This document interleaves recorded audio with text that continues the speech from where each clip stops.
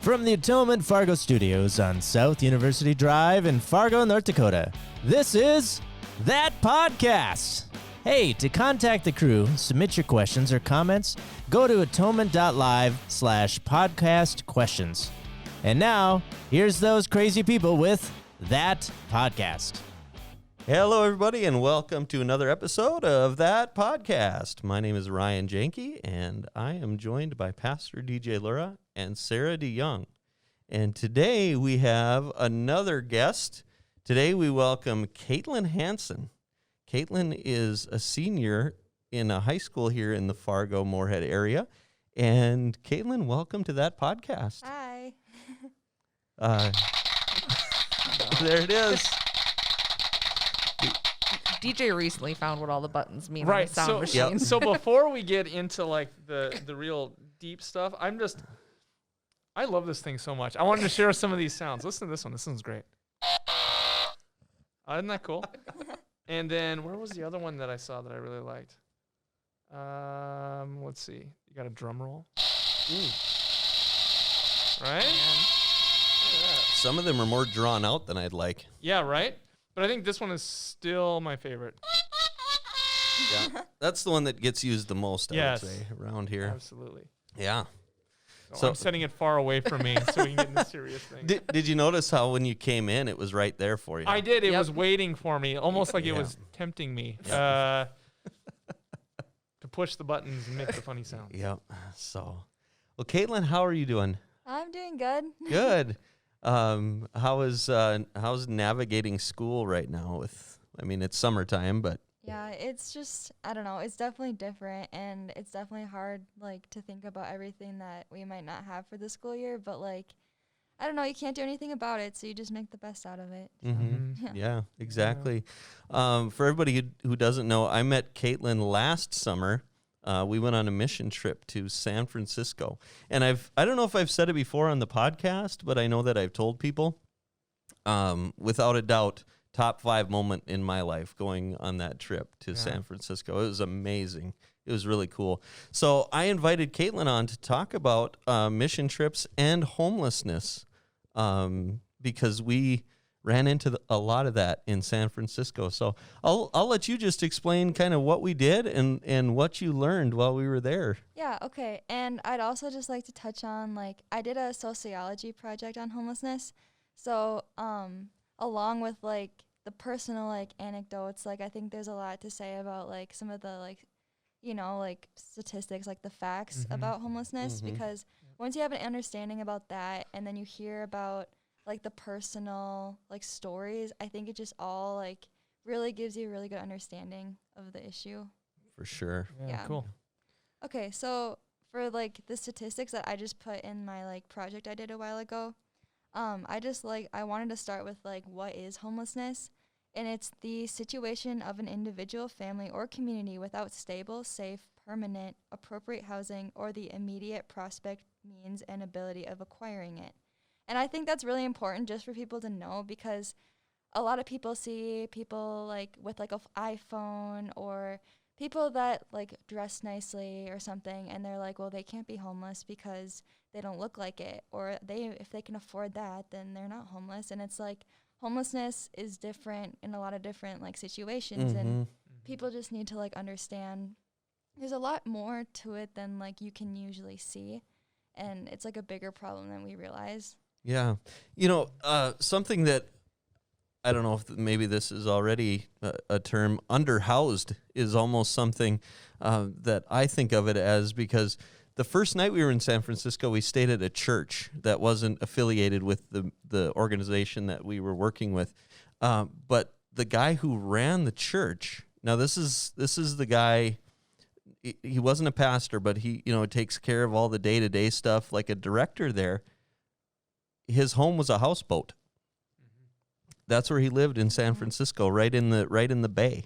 So we found a lot of that too in San Francisco. It's interesting. It's like the more, like, housing, like, rates go up and everything like that, it's just harder for people to find, like, affordable housing, and that is the actual biggest issue with homelessness, which makes sense. I mean, homelessness, like, just like affordable housing is the biggest issue, and like that's the biggest cause. And it's not drugs, it's not stuff like that. It is just like not having the like funds for a house. Mm-hmm. And I thought this was interesting too. 552,830 people were considered homeless on a single night in 2018. But that number is hard to like make sense of. And so that represents 17 out of every 10,000 people in the United States, which I think is kind of like a lot just to think about. Because like we're so blessed in this area in Fargo that we don't really see that. Right. But it is a lot. And I think that's one of the parts of the trip that like meant the most to me, because you hear about it, but when you see it in person, it just means a lot more. Yeah, for sure. And we saw it. I mean, it was everywhere, and it wasn't it wasn't in one part of town or another part of town. You could go anywhere in San Francisco, and there would be homeless people there because there's so many. I think. Do you remember, Kaitlynn, was the number 10,000 in San Francisco alone? Homeless? I don't remember. I think. But I know it's the highest in California, so it's got to be something like that. Yeah, for sure. So why San Francisco? I mean, I know it's really pretty and temperate year round. Is that the reasoning? I mean, well, like the housing there is so expensive too, and it's like you think that these people can just move away, but there's a lot of like factors that go into that, like they have family, or they have that's the only area they know. They might not be educated, they might not have the means to move. And it's like a lot of people just think they can pick up and leave somewhere less expensive, but it is more complicated than that, and usually they just don't think about that kind of stuff. So it's not so much homeless emigrating from more hostile areas, like, you know, if you're in Fargo during the wintertime and you don't have some type of shelter, you're going to die. Yeah. Yeah. But it's folks that are from that area, you're saying? I believe like it might be a mixture of both. I'm not 100% sure, but like from what I've seen in the research, like people don't really move a lot when they're homeless. Like in that, like if they've become homeless in an area, it's not because like always just like the temperature and stuff. A lot of times it's just because like that's like a more expensive place to live too. And they just can't get out. Yeah. We found different things while we were there. There was one gentleman we ran into who came from Chicago. And actually, Derek Hayes. Do you remember Derek, the guy that we ran into at the ice cream stand that night? He actually had been followed around by somebody who he wasn't making a documentary. He was just sort of seeing how he lived and like what was going on. And this guy following him around is an artist, and he made a 3-story mural on a building in San Francisco. And we got a picture with the homeless man in front of his with mural. With him, and then also in front of the mural there. But he was from Chicago. We found other people from San Francisco. Yeah. But another thing to go along with what you said, Kaitlynn, about why they're not leaving is safety. As weird as it seems, they know what they have in San Francisco. They know who they have. They, leaving is terrifying, as strange as that may seem to us. And it's just like it's not so much like a logical issue as like an emotional issue sometimes, I think. Right. Yeah. Just like most things in life, it's not just you have a choice between A and B, and B will give you one result and A will. There's a lot more to it. Yeah, it's definitely more complicated than a lot of people like realize. And it's just like the issue itself is more complicated than people realize. And it's just like I feel like it's something that our country needs to just like focus on a little more, because we are one of the, richest countries in the world. And why are we still struggling with this? Right. It's just like, I don't know. It's just frustrating. And it's something I have a heart for. And it's just like to think that while we're in our beds, there are homeless people out on the streets. It just like bothers me sometimes. And I don't know. Yeah. That was something I thought of a lot too. Even after I came back, was we got to leave. We got to come home. Our life went back to what it was before we went there.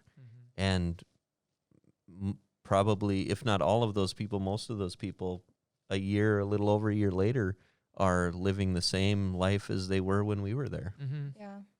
When we were on the trip and we did the one like exercise where you guys gave us, I think it was $10. Was it $10 to go buy lunch for ourselves and walk around and live like homeless people? It was $2 per person. $2 per person. Yeah. Yeah. I think we had like 5 people. And so we went to the store and it was kind of hard, but we were like trying to make it work. And I mean, it was a little like, I mean, I don't even want to say fun, but it was just kind of like, oh, how do we do this? You know, like a problem. It was a challenge. Yeah, it was a challenge. And, you know, but then the reality set in. This one lady's like, hey, can you buy me something? And we were like, well, we don't have like enough money. And she looked at us and we're wearing like our brand name, like Nike and stuff and like that. And it's like, I wanted to tell her, I'm like, well, we actually don't have any more money. Like we just bought this stuff. We don't have anything else. And I just felt so like almost embarrassed because it looked like I had so much and I did, but like at the moment I couldn't give her anything. And I just felt just like terrible, honestly. And then when we got the food, we were like walking around or whatever. And like we saw these like homeless people. And it was like, I think it was actually before we got the food because we were hungry and we didn't know like where we were going to get it. And like I kept seeing homeless people on the street and I was thinking like after this we get to go eat dinner somewhere cool, like we're going to have some, you know, really great meal here, and like these homeless people don't. And I was like, so are we really going to just take this money and eat? Like really, do we need this food? No. I was like, I'm going to go back to Fargo like eventually too and be with my family and everything, and it doesn't seem fair, you know, that these people like they're not just part of an exercise, this is their life. So we ended up buying food and giving it all away to homeless people. And then we talked to them for a little bit because homeless people are like, it's the isolation from others and like just being ignored that's like really hard. So yeah, you're right out in the open and you're invisible. Yeah. And it was uncomfortable. It was just like we're like a group of teenage girls, you know, and it felt like weird like going up to these people everyone was ignoring on the street. And I mean, you kind of think it's kind of selfish, but you think like, what are people thinking of me and stuff? But like, that's not the point, you know? It's like, you just need to do what's right. And so we talked to them for a while and, you know, they had a lot of stories. Some of them were like also like asleep, or honestly, they had drugs and like you could see them and stuff. And we were just, it didn't matter who it was because we were just like, these people are obviously in need and they need like food and stuff. Yeah. To expand on what she said, that story is one of the ones that I think of because I was in that group with you all, and it was a 4-hour. They called it a homeless walk. So everybody had to basically turn in everything. You can't take any money with you. You know what? This $2 per person is what you have. And I had a phone, but everybody else was supposed to leave what they had. And they put us in this like 6 or 8 block area of San Francisco where homelessness is really prevalent, and said, this is where you are for the next 4 hours, rain or shine, whatever. And 2 things stick out from that to me. One was the story that Kaitlynn just told about how the girls were all just like, hey, we know when we're going to eat again. Let's just get something. Let's pool our money together, get something, and give it all away. So we bought a loaf of bread and like the peanut butter and jelly mix, and then made sandwiches out of that. And did we buy suckers or something too? Yeah, we bought suckers. Yeah, so we gave sandwiches away to people, and then we gave suckers away. I think we got water too. And we might have got water. Yeah. And that was a really amazing thing with you girls, that you're just like, yeah, I'm hungry, but we're gonna eat again sometime, probably soon. The other thing that sticks out is you, after you visited with that woman, I could tell right then, like that this right now is when Kaitlynn's heart just broke for this. It was just hard to like, honestly, like keep it together. And I don't like bash anyone else for like afterwards just like laughing and going along with like the trip or whatever, because it was just hard because it just like wouldn't get out of my head. And I think, you know, God does that on purpose. You know, he breaks your heart to show you what breaks his. And I was like, man, like you see this all the time, and I don't know, it's just like this, I was meant to see that, and it was meant to break my heart. Mhm. And I was like, well, I'm not going to not do anything about this. Right. Yeah. You know, what you're talking about, it gets me thinking, I mean, how many of us, honestly, have ever tasted or experienced desperation? Mm-hmm. I mean, I think of my own life, very blessed, very, very privileged in many ways. Never like rich, but always had enough food on the table, always had a roof over my head. Never had to really experience desperation. Yeah. I know my parents growing up would always tell me that, and, you know, they tried to instill, like, those values in us. And, like, even, like, for example, like, one time, I don't remember this story, but we were, like, Christmas shopping, and I wanted this pink Barbie Jeep really, really bad. I made my parents go out, you know, to go get it. It was, like, nighttime or whatever. And we were all in the car, and we had our Christmas money. And my mom saw a homeless person, and so we went back, and she was like, you can give that homeless man as much money as you want. And she rolled down the window, and Andrew was right next to him, like the window where the homeless man was. And obviously he, like, kind of looked scary to, like, a little kid, you know. And, like, he gave him, you know, some of his money. And I was just little, so I just gave him all my money or whatever. And it was just, like, my mom said she remembered me saying, like, that was fun, let's, like, do it again and stuff. And, like, I think it's important for parents to teach their kids these lessons, because I have friends who never give money to, like, the homeless people on the street, and they're like, oh, well, they're going to use it for drugs, they're going to use it for this. And I'm like, well, you know, God just calls us to give. He doesn't say, you know, well, this person's good enough. God didn't save only the people who were good enough. He saved everyone. And it's like, this is the money I've been blessed with from God, and so I'm going to give it back. You know, I think it's good too to understand that your calling and the instincts that God has given you are there for a purpose, and the same instincts in dealing with the same type situation may be different for someone else, and it's not as if one is bad and one is good. And I'll give you the example of my own experience with the same type circumstances in New Orleans. Mm-hmm. I've I've always held to the same idea as you, that if someone comes into my circumstance and I have some money to give, if my neighbor asks me for anything, you're to give it. I mean, that's what Jesus says to do, right? So there's nothing wrong with that. And yet at the same time, if you're concerned that if you give a couple of bucks, rather than going and purchasing a sandwich or purchasing some water, it's going to be used to that person's detriment, well, then you're now honestly making the choice to say, okay, I got to go a little deeper here. And honestly, like, and begin a conversation with this yeah, person. and as long as you're giving, there's nothing wrong with, like, definitely, like, purchasing food and purchasing other things that they actually need. Like, there's definitely nothing wrong with that. Whenever I have a couple extra bucks, usually I give that. And it's just, like, honestly, however you're giving, as long as you're giving, I mean, that's just what we're called to do. And, yeah, I totally get that, though. Like, you don't want to be, like, necessarily enabling people.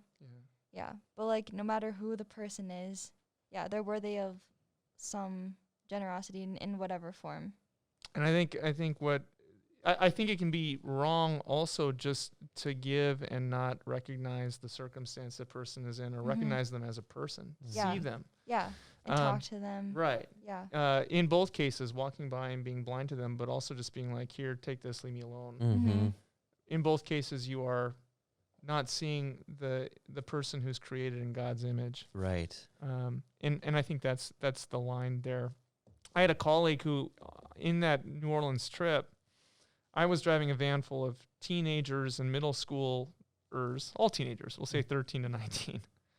And I was pumping up the tank, and a guy came over, and he had one shoe on, one shoe off, and had said, "Hey man, I'm really hungry. Can you give me some money? Can you give me something?" And I didn't think about it at the time. I just saw this guy who needed something and didn't have a shoe on, and so all I had was a 20 in my pocket. I gave him the 20, and I said, "God bless you." I asked him if I could pray for him, and he said, "Yeah." And so we prayed together, and then he went. And my colleague came up to me and he said, and this guy had worked with the homeless in other parts of the country and had been a psychiatrist at a recovery center and so on. He said, it's a good thing that you did that. You showed a good example for the kids and you recognized him. He said, but he's probably going to take that money and use it for alcohol or drugs. He's inebriated now. And I didn't even realize that. Mm-hmm. Well, and I remember thinking, well, that's kind of a strange response. Aren't we supposed to give? And he said, yeah, we're supposed to give, but we're also to love our neighbor. And that means discernment at times. Mm. So a day or two later, we were on site in New Orleans, and we were doing different things in the city. This is right before Katrina. And another homeless person came up to him and asked him for money, and I got to see how he responded. And what he did was he told him, I don't have any money to give you, but if you come with me, I'll take you over where we can get you some food, shelter, clothing, and I will go with you. Mm. The guy walked with him for about a block, and then the guy said, no, I can't do it. I don't want to. And then veered off.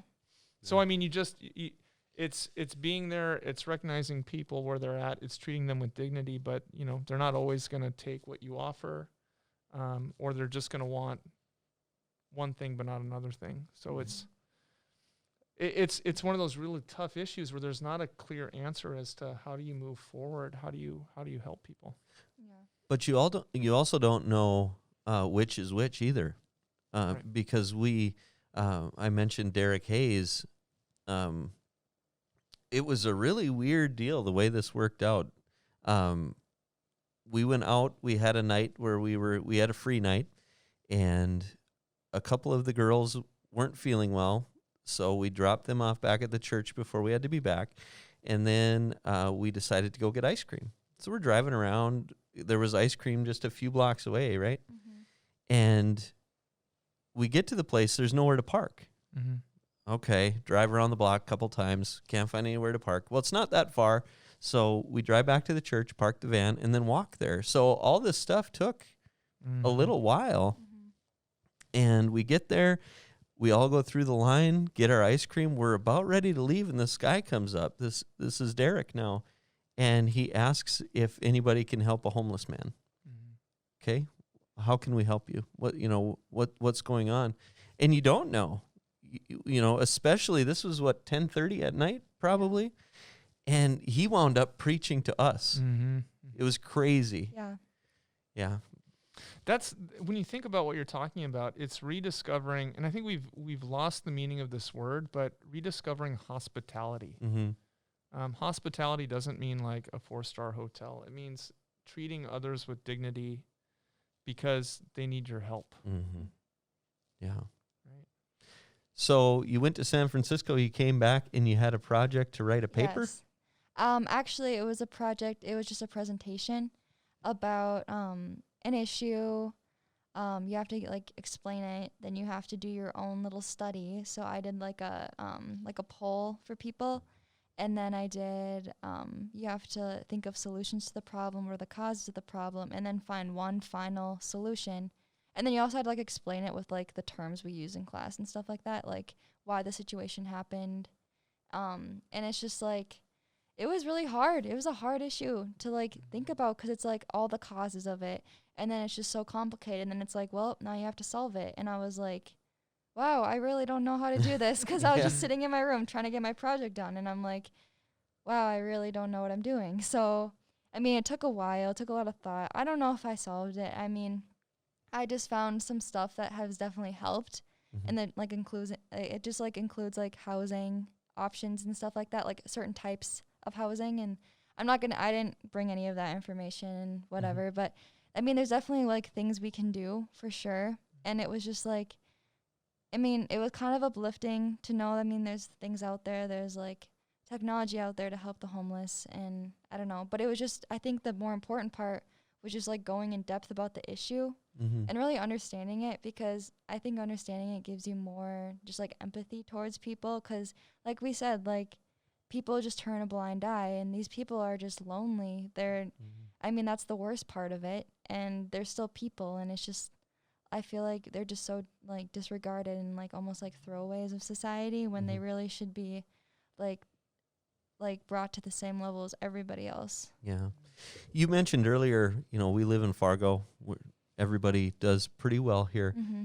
How is that received at school or when you're talking to your friends about this? Well, also, in my English class, we did a lot of, we would like read like a passage out of our textbook, and then we'd have debates. Mm-hmm. And we did a lot about homelessness is one chapter that we did. And so after, it was all kind of lining up. It was after the trip in the summer. It was those debates, and then that's when I decided to do this project on homelessness. And 'cause it made me so infuriated in class sitting there when all these people in our privileged little town, at Davies High School, that's the stereotype for our high school, is just like all these like kids who get everything they want. And it's like, we're sitting there and these kids are like, yeah, I think it's their fault, like it's just too bad for them. I guess they have to figure it out. And I was sitting there, I'm like, where's the empathy and humanity anymore? Like, you can think like that, I guess, but like when you look at the Bible, did Jesus say that about, even the tax collectors, even like the leprosies? He didn't say, well, too bad for them, they'll figure it out. Mm-hmm. He had empathy no matter what messed up things these people had done in their lives. And it's just like to sit there and listen to my classmates who I thought were, really good people, and I'm sure they are still. I mean, they are, but to listen to like what all our culture, like even just here in Fargo, has like how they've like explained homelessness and like our views on homelessness, and just to hear that out loud, what these people were saying, was just really heartbreaking for me. Mm-hmm. And that was my last class of the day. So I remember driving home, just like shaking mad. And I'd get home and I would just rant to my mom every day. And she would just be like, Kaitlynn, like, you have a heart for this. You need to do something about it then.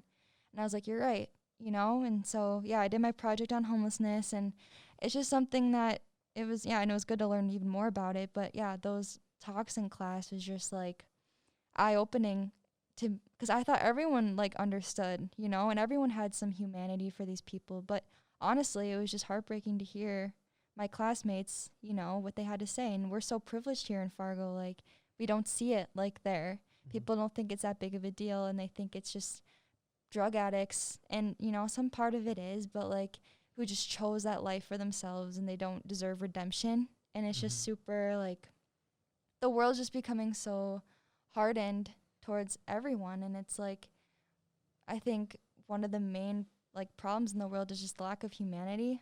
Mm-hmm. And, like, the Bible is the opposite. All it teaches is love.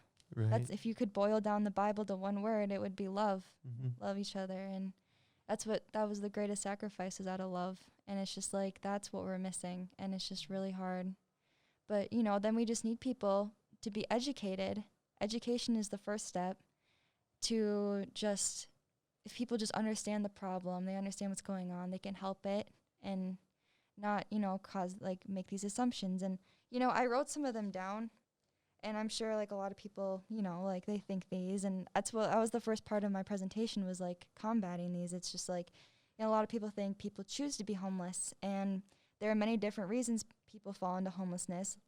The main ones are lack of affordable housing is the first one, insufficient income, health issues that cause homelessness, domestic violence victims, and then racial inequality that started long ago, at the end of slavery, just like being like behind since then, it's just harder. And it's a really hard situation to get out of once you have a lack of resources. Once you're behind, it's like a hole, and you just keep digging and you just can't get back out of it. People don't understand. It's like, how are you going to get a job if you have no money? Where are you going to go? How are you going to get there? How are you going to look presentable? It's just like, who wants to hire that person, And it's just like, you can't just get a job. And that's another one of them. Well, like one of the misconceptions I had was they should just find a job. And it's like, it's just, there's a lot of barriers, they can't even print out a resume. Mm-hmm. Or if they don't have the education to either, like, yeah, or like homeless people are lazy. Even in those 4 hours, homeless people are in survival mode, and it's exhausting. Mm-hmm. It's exhausting going place to place, and your safety is always threatened, and you're just trying to get through the day. So how are these people supposed to think, long-term goals and everything when they're just trying to survive? Right. Yeah. Well, or even one of the things that always makes me laugh is when people are like, well, they should just get a job and save money. Mm-hmm. Well, if you're living, On the street. underneath a bridge, your Folgers soup can, somebody's going to come where find are that. you Like, saving you don't your have a money? safe Yeah. spot for even the basic thing to save money. And you can't have a bank account because No. where's your home address? You don't have one. Mhm. Like, it's just people don't understand that it's a lot more complicated.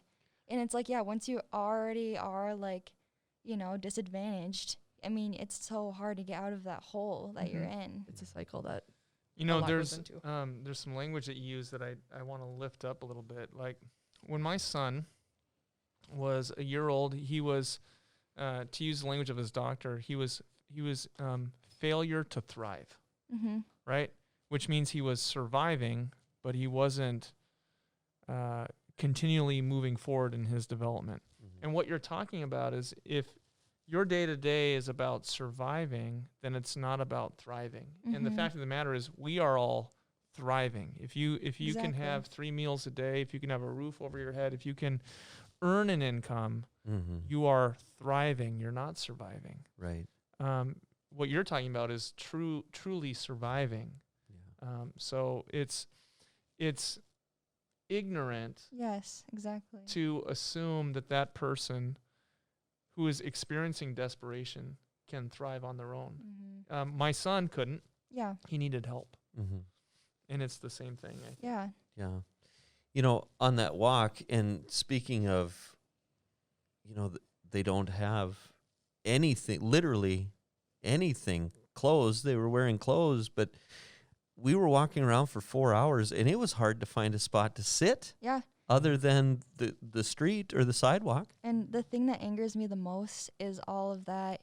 I mean, I'm sure you guys have seen that anti-homelessness architecture, purposely putting spikes places or, making things so homeless people don't have a place to get out of the rain or don't have a place to sleep. And it's like, have we really gone that far, like, as to not even, like, want people to be, like somewhat safe, people living on the streets? Like, we really just hate them that much? It's just like, man, like, I don't know, that kind of breaks my heart, how people think that's okay. Mm-hmm. I don't know. Yeah. And the last myth, those are all kind of connected. The last myth I had was just, and it's like what you talked about earlier too, like all people who experience homelessness are addicts, which isn't true, but like a lot of them do. And I mean, understandably so. I mean, if you're living on the streets, your life, I mean, you're going to turn to substances, and we can't enable that. And you're right. We need to like give them other ways to like survive, giving them food and giving them water and resources instead of just, sometimes money isn't always the best option. And It doesn't fix everything. yeah, it doesn't fix Right. everything, but like a lot of people do draw the assumption that all homeless people are addicts. They won't talk to them on the street. They won't, and it's like only like a percentage of them are. And it's like this usage can be attributed to poor mental health problems or trauma that led to homelessness. So it's like you can't, even if these people are addicts, it's like they're still worthy of our attention and help. I feel like a lot of people want to save the good homeless people who like got into that situation out of their control, and this seems like something they could control, but when you don't know the whole story, and it's like I feel like people just write those people off so easily. And you think about someone who's like even like bipolar, schizophrenic, living on the street, they're going to be labeled like someone who's crazy, and they don't have access to sufficient treatment. And it could have been mental health problems that they had before they were homeless that caused homelessness, or that they developed while being homeless. I mean, how much trauma you have being homeless. And it's like, it's another huge issue that these people have. And then you expect them to go find a job when they're, they don't even have medication for their problems. And it's like everything is such a cycle, like you said. It just builds on each other, and it's so hard. It's just a hole that they keep digging. And once you start getting into it, there's really no way out. Yeah. Well, I'm curious, it sounds like through your own personal experiences and the study that you've done, you've delved deep in getting a good understanding of the problem of homelessness. Did you discover any solutions? I mean, it can't just be one solution. There's there's definitely multiple. There's this type of housing, I cannot remember the name of it, but it's like housing where they don't have to pay rent for a while, because like once you start making money and then you have to start giving it away right away, you can't afford housing for very long. Mm-hmm. So like there's these types of housing, can't remember what they're called, but like where they get to live there, and as long as they have employment, they have proof of employment, they have proof of a lot of other things, they get this housing, and they give them resources at these houses for like job interviews or like places they can get things that they need, like toiletries and stuff, and especially for their kids. A lot of these are aimed towards families, but most, I think I have the exact statistic right here. 67% of homeless people are individuals, and it's like they're the ones that people typically write off. It's Mm-hmm. usually focused on the families, which is important, but like a lot of these individuals, like they need help, and that includes a lot of veterans, Yeah. and it's like they can't just be written off. But yeah, it was that kind of housing. It's just like making sure people don't go into poverty in the first place, just prevention, that kind of stuff. Mm-hmm. And just like a lot of it's just kind of giving these people a break so they can just get on their feet. Most of the solutions are just revolved around, having some empathy. I mean, you have to keep them in check, obviously, but like just giving them a break so they can get back on their feet, get back into a normal life, giving them the resources like they need, especially with addiction and mental health issues, because that's a big problem why these people can't keep a job or keep a place, even when they're given the resources. Mm-hmm. Yeah. Yeah. Wow. Yeah. It's a lot. Mhm. It was. What was your opinion of homelessness different before we went to San Francisco? Like, did a lot change, or was it more just seeing the reality of it in person when we were there? I think I didn't really realize the total reality of the situation. I always kind of had the same view of homeless people, but I didn't have the same passion for it Mm-hmm. until seeing it in reality. And, God broke my heart, and I was just like, wow, like, this is so real, and it's such a bigger issue. And just to see it in person and see it like that, and, going to that trip, seeing San Francisco, all the cool places, I was like, wow, this is fun. Mm-hmm. And then we went to like the Tenderloins and stuff, and I was like, wow, like this is breaking my heart. And then to go back to those places we went to, it was just like heartbreaking to think, here's these people 2 blocks away, affluent, like, in these nice parks, don't even minding, like they don't know about like the homeless people like 2 blocks away. They don't care. They're not, and like all the money that's put in by the city to make these, super nice parks that homeless people aren't allowed to be in. And like when there's people literally like, like suffering and starving on the streets, like just a couple blocks away. It's just like, it's so hard to think about that contrast. And Mhm. that's what really like sunk in for me, was just like the contrast between, the rich and the poor. And it's Yeah. like, it's just wrong, Yeah. to think there's such a difference between the two in a world where we have enough money to support everyone in the world. And I'm not talking about like communism, but I'm just saying like, it is kind of, heartbreaking though. Like, Yeah. I every so often I'll give this message about all the problems in the world, mhm. and I have the solution to every problem in the world. I can fix every problem in the world. If you said, well, no one likes war, everyone has a problem with war. I got a real simple solution. If everyone would just forgive each other and Yep. decide not to make war anymore, Mm-hmm. we'd have no more war. Right. Hunger is something that can be cured for a number we can recognize between $7 and $10 billion a year. Yeah. Everyone in the world would be fed. Well, what's stopping us from doing it? If we would just forgive each other and trust each other to distribute the food fairly, Mm-hmm. there'd be no more hunger. Right. Same with all these issues. And you might say, well, that's really naive, Mm-hmm. And yeah, right? it's a broken world, Right. and like, And it is naive yeah. because the problem isn't the solutions. The problem is the will of people to do them. yeah. And it's like our nature is sinful. And so, like we say in school, it's like, well, communism would work if the world was perfect and Jesus was leading it, and it's Right. like, that's true. Like, that is the way it works. That's probably how heaven works. And it's like, it can't work here because people are corrupt and people they're selfish and they're hateful. And it's like, that's why we have these like grave like injustices in the world. And that's why we have like war and all these homeless people starving because, and yeah, it's frustrating. We have a number on how much money it would take to feed these people, and it's still, we have such a difference between the dirt poor and the rich, like the 1%ers, and it's like, I mean, it should bother you, you know? Mhm. And it's just hard because I get frustrated when I can't fix everything, you know? Yeah. What we've And, discovered with talking about things like communism and an earthly way of doing these things is that what you get with central government is not utopia. Every time it's been tried, you get equal misery. Just corruption, Right. typically, and Yeah. it just Yeah. all, yeah. No, but I like that you know, my grandfather used to say things like that. This is back in the 60s, to get a rise out of people at the dinner table is to say, you know what, I'll bet you Jesus would be okay with communism. That's a pretty good system. Yeah. The problem is that in this world, short of Jesus coming back again, and when Jesus comes back again, it's not communism, it's the kingdom, Yeah. right? Yeah. Yeah. Where everyone will have an abundance of God's gifts rather than the bare minimum, which is what we get under earthly systems, unfortunately. Right.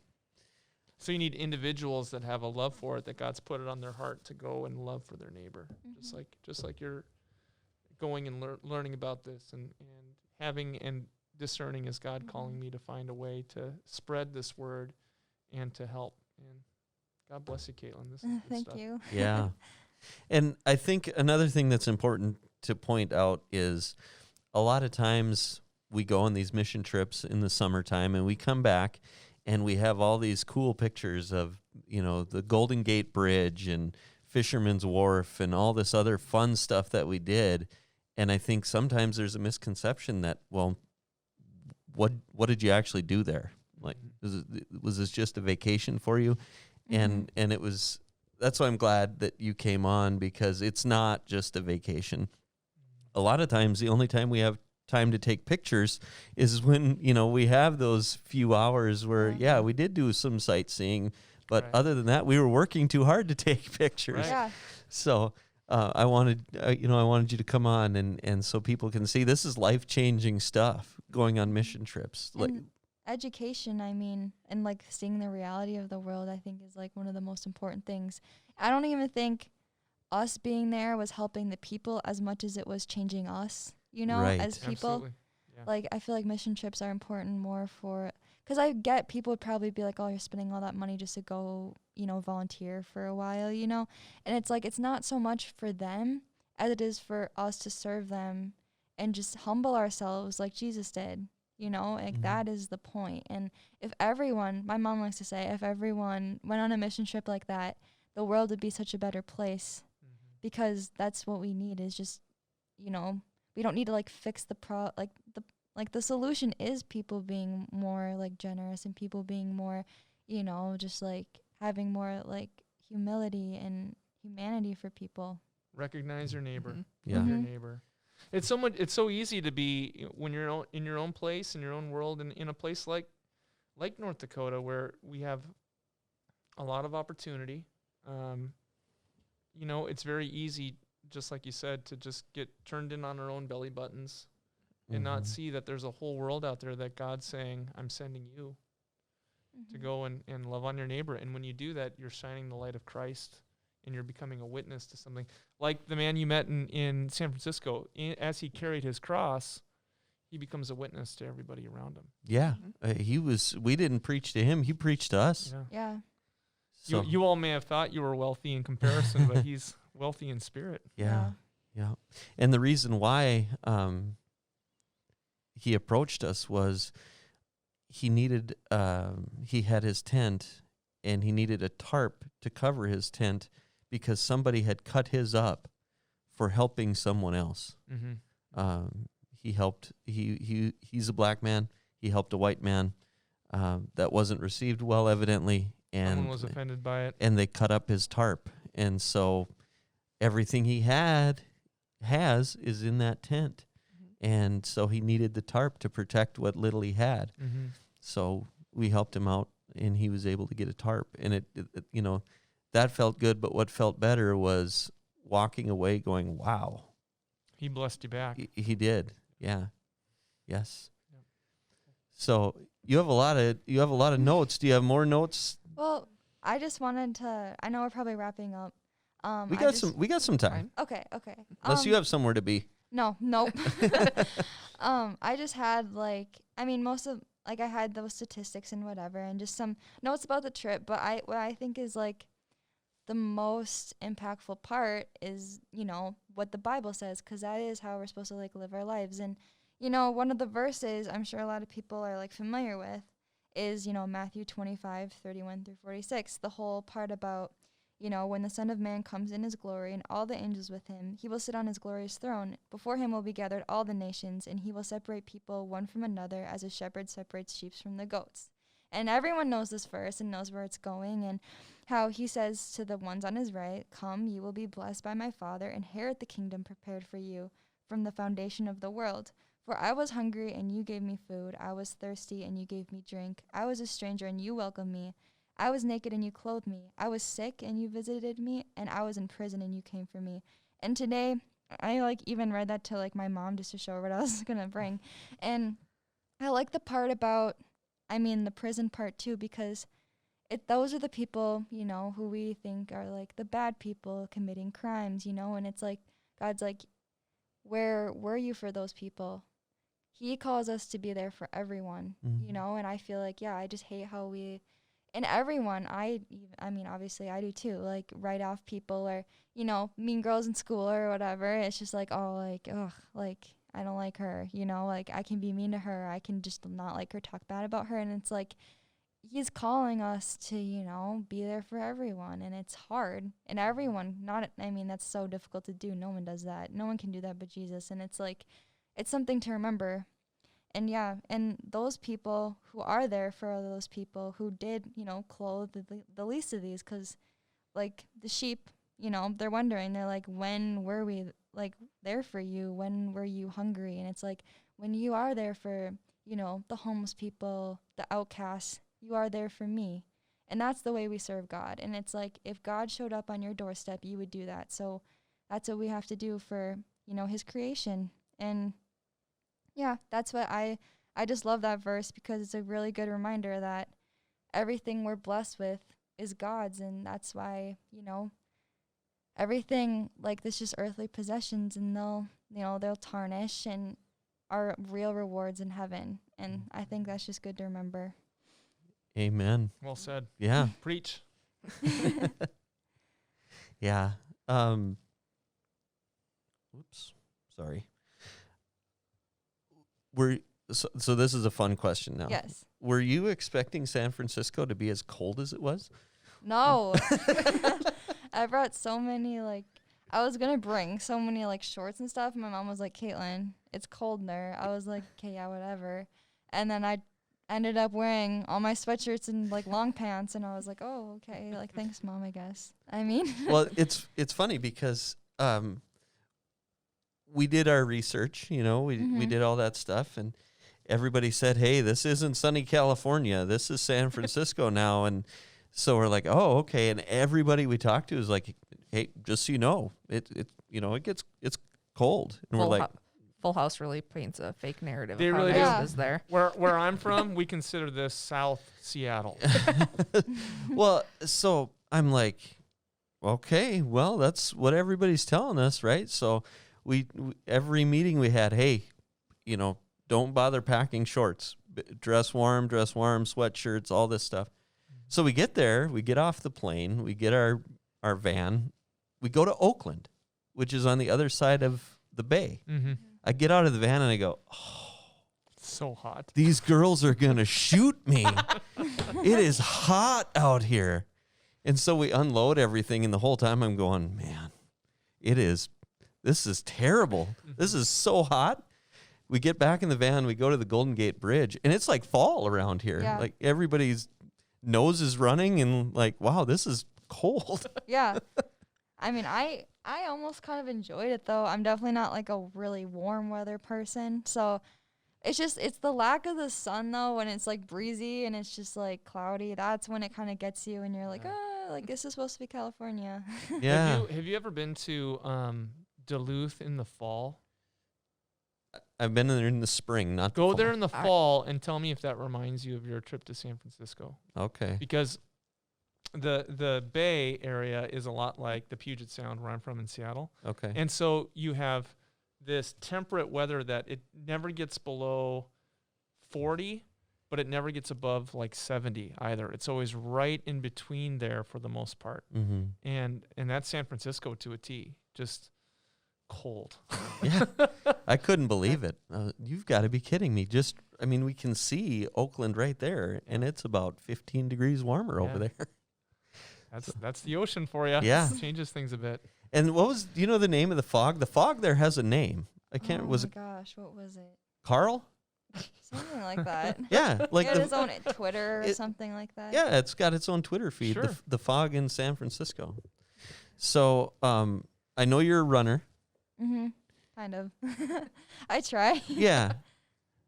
And how much did that help you at the Denver International Airport? Oh my gosh, that was so stressful. We got off our plane, and why was it so close? I can't remember if the other one was delayed or something, but Yeah, we had a 2-hour and 45-minute layover in Denver on the way back. So we're like, well, we got all kinds of time. but then when we got to the other wait, I don't remember how it went. Yeah, so they were having, I remember because I'm like, where are we going to stay tonight? Mm-hmm. Yeah. So we've got this 2-hour and 45-minute layover once we get to Denver from San Francisco. So then they get on the intercom and they say that the plane is delayed by an hour. We're like, oh, we still got an hour and 45 minutes. No biggie. Pretty soon, an hour and a half. And pretty soon they're like, okay, here's the deal. There's weather issues in Denver and they aren't going to allow any planes in for a while. We're like, okay. And pretty soon we're like, okay, 2-hour delay. Next thing they're saying, they're letting us know, hey, we might not fly to Denver tonight. I'm going, what am I going to do? Well, okay. So then they said, okay, we're going to go, but it's going to be close. We had a 2-hour and 45-minute layover. We left 2 hours and 50 minutes late out of San Francisco. So we're on the plane, and I'm going, oh, man, great. So now we traded sleeping overnight at San Francisco Airport to staying overnight at Denver International. Yeah. So Downgrade. Ocean Yeah. level to Yeah. mile yeah. high. Yeah. So we're flying there, and the captain's saying we're going to try to make up time and whatever. And as we're getting there, I'm looking at my clock, going, okay, this is close. Mm-hmm. So we get there, and they announce over the intercom as we're taxiing, we have some people that it's going to be really close. And so if you're not in a rush to get to your next flight, please stay seated. Let them leave. Let them get off the plane because they got a plane to catch. So we're all filing off, and I'm the last one out. And, the captain stands there and the flight attendants are there. Thanks for flying with us. Thanks for flying with us, whatever. And all the girls go by. And I the captain, thanks for flying. The last attendant in line looks me right in the eye and says, run. I was like, all right. Because where we got off to where we needed to be was, I don't know if you've ever been to Denver International, Mm-hmm. but it's all the way across. Opposite. All the way across. Mm-hmm. So we get... You were flying United, weren't you? Yeah, we flew United. That's through Denver. Yeah. And so I'm the last one waiting for everybody else. And I get out of the little, what do they call the little chute that you walk, That's what they call it. The chute. The Sure. chute, little chute. That I get out and I look, and all I see is Kaitlynn is gone. I hope she knows where she's going because I'm never catching her. So, I've never run that fast, probably. In my life. So were you the first one there? And you're No, saying, well, hold the plate. Go. There was a couple other people in front of me, but yeah, I was trying to keep up with McKenna. She's a really big runner, and we were just trying to make it there or whatever. And then we get there and we get in the seats, and they're like, "Oh yeah, we delayed the plane like 10 minutes for you guys." And I was like, Yep. "Oh, so Yeah. we sat there for 10 minutes." I was trying to catch my breath. I was like, "So there's no need. Like I didn't have to bolt there." Yeah, we're sitting. Better safe than sorry. We're in Yeah. our seats, and they're still unloading our luggage on the other plane. But when we got there is when we found out this plane was not. We could have been delayed 4 hours, and this thing would not have left because it was just a little puddle jumper going from Denver to Fargo, and so all the other people, there were 2/3 of the passengers were. So 20-something years ago, little side story, the flight you took from Denver to Fargo is known as the Barbie jet to the United Pilots. And I know that because I used to go from the hotel that United contracts with in Fargo to pick them up when they would fly in at about 10 o'clock at night, and then take them to the airport when they would fly out at about 6 in the morning. And so you were on the Little Barbie baby jump jet. plane. Yep, the Barbie jump jet. Mm-hmm. Yep. So we made it. I took pictures of everybody, all of us, all going. So I have 2 questions quick then. So did the cross airport run let you observe all of the sightseeing that is Denver Airport? No, it did not. So what we did, well, like I said, Kaitlynn was gone, but so I'm the last one, and when you're going through the airport, you've got the automated. It's like a flat escalator, I guess, is right? So finally I'm saying to the other girls, all right, here's the deal. Run between these 2 spots. When you get on there, then just walk, because we got to go. But we made it, but man, we were running.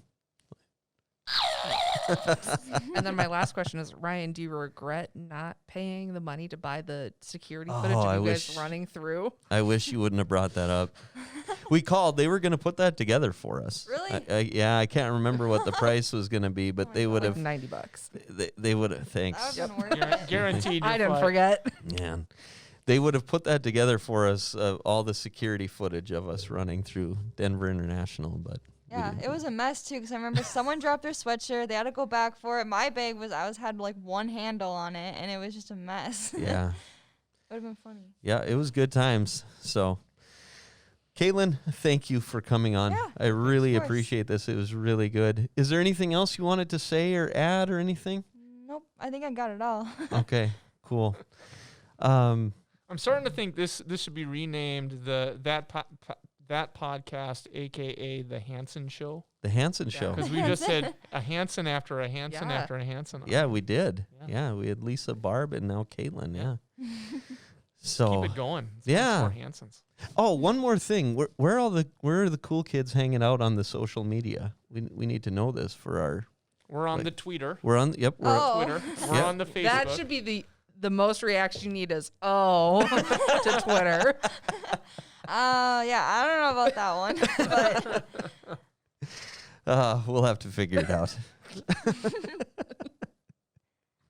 All right. Sarah, you want to pray us out of here? Sure. Heavenly Father, we thank you for today, and we thank you for Kaitlynn and her heart for homelessness and the education she's done. And Lord, I pray that you will continue to guide her as she goes deeper into this subject, and you continue her heart for this, as it's a big problem that needs not a solution, but more love and more humility towards. So I thank you for her, and I thank you for her mission. In your name we pray. Amen. Amen. Thank you all for joining us today. And don't forget that you can join us every Sunday at 9 and 10:30 on atonement.live, atonementfargo.org, or on YouTube. We have traditional and modern services, and all of our worship services you can find on YouTube by searching Atonement Fargo. So for Sarah DeYoung, Pastor DJ Lura, and Kaitlynn Hanson, I'm Ryan Janke. Meet us back here for another riveting week of that podcast.